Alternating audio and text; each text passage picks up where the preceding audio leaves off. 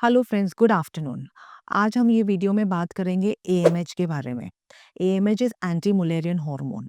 अधिकतर time patients पूछते हैं व्हाट इज़ लो एएमएच।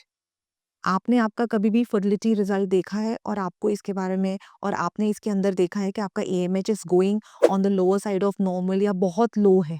आपने पैनिक किया है, आपको किसी ने कहा है कि आप ये एएमएच से तो कभी प्रेग्नेंट हो ही नहीं पाओगे। Please don't lose hope. I have many patients coming to me as a dedicated fertility specialist. मैं आपको स्टेप बाय स्टेप सब कुछ समझाऊंगी, ऑल द ट्रीटमेंट ऑप्शंस, कैसे हम लो एएमएच को भी के पेशेंट्स को हम हेल्दी प्रेगनेंसी दे सकते हैं with a healthy mother and a healthy child.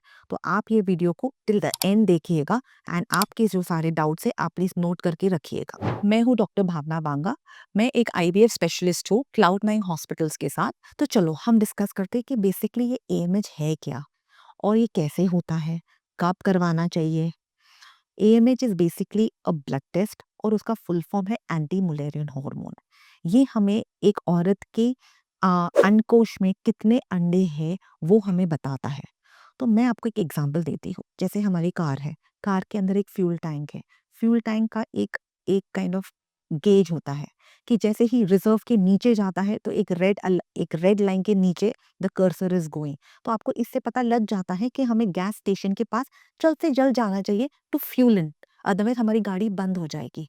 So AMH is basically trying to tell you कि आपको प्रेगनेंसी को कितना जल्दी एक्सपर्टाइज करना चाहिए, कितना सीरियसली लेना चाहिए। और ये कहीं भी नहीं बताता है कि आप प्रेगनेंसी नहीं हो सकती आपको। तो ये बहुत बड़ा मिसकंसेप्शन है कि low AMH is equal to no chance of getting pregnancy. But the truth is AMH tells us only the quantity, not the quality। फिर आप बोलोगे कि मैम क्वालिटी के लिए ऐसी कोई टेस्ट होगी कि जिससे हमें ये भी पता चले। Unfortunately no. क्वालिटी को हम इनडायरेक्टली गेज करते हैं एक वुमन की एज के हिसाब से।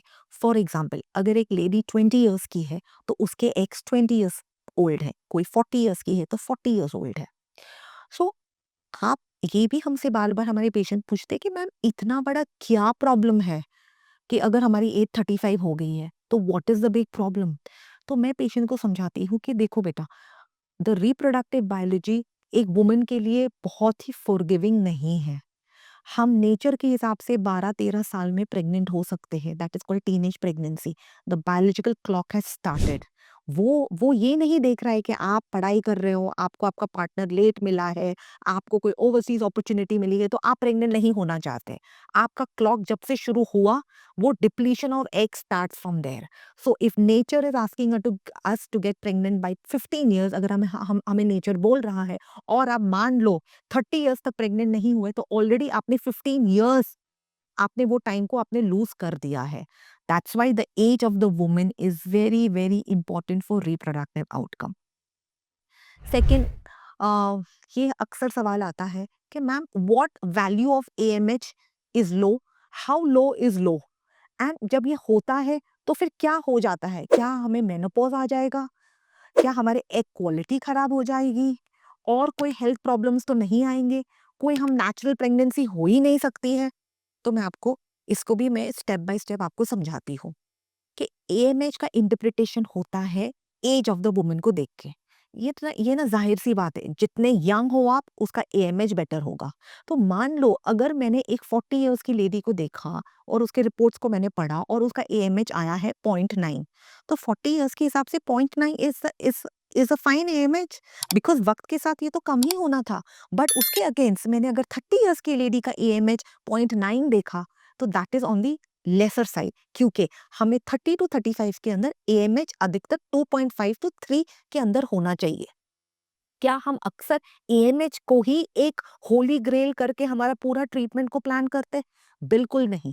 हम एएमएच के रिपोर्ट को एक डे 2 डे 3 एंड्रल फॉलिकुलर काउंट से हमेशा हमेशा कंपेयर करते हैं, क्योंकि मेरे प्रैक्टिस में मैंने देखा है कितनी बार, सैकड़ों बार, कि एएमएच रिपोर्ट्स अल्ट्रासाउंड से बिल्कुल मैच नहीं होते हैं।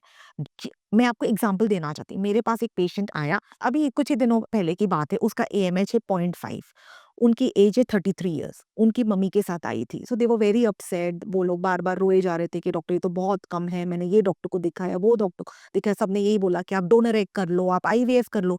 जब मैंने उनका अल्ट्रासाउंड किया और फिर मैंने बोला कि नहीं, आपका एग काउंट जो हमें अल्ट्रासाउंड पे भी दिखता है, यूनिमार में कितने एग्स हैं। मैंने बोला बेटा आपका एएमएच लोअर साइड पे आपकी एज के हिसाब से बट इतना कम नहीं है, आप और एक बार टेस्ट कराइए। तो जब उन्होंने दोबारा टेस्ट कराया तो उसका वैल्यू केम टू 1.8, जो ये टेस्ट से काफ़ी बेटर था। तो अगर मुझे कोई बोले कि डॉक्टर आपके पास एक चीज़ आप बताइएगा जिससे मैं एग रिज़र्व को मैं एकदम कॉन्फिडेंटली एक्सेप्ट कर पाऊँगी कि ये सही है या नहीं सही है, वो है एक बेसिक ट्रांस वजाइनल अल्ट्रासाउंड जो हम पीरियड के यूजुअली सेकंड या थर्ड डे पे एडवोकेट करते हैं। सो अगेन लो एएमएच का इंटरप्रिटेशन होता है पेशेंट की एज से एंड इट इज इंडिविजुअलाइज, और वो इंडिविजुअलाइजेशन ये एक एक्सपर्ट ही एनालाइज कर पाएगा। If you wish to seek a consultation, you can take an appointment on the below mentioned link। मैं आपको ये भी शेयर करना चाहती हूँ कि I give online consultations as well. मैं इसका लिंक आपको शेयर कर दूंगी। अगर आपकी कोई रिश्तेदार हो, फ्रेंड्स हो जो बहुत दूर है, जो नहीं आ सकते हैं दिल्ली एनसीआर में, तो हम ये भी फैसिलिटी प्रोवाइड करते हैं। एंड अगर आपको इन हाउस कंसल्टेशन चाहिए, सो आई वर्क विद क्लाउड9 hospitals, south Delhi, Noida sector 51 और एनआईटी फरीदाबाद। Thank you.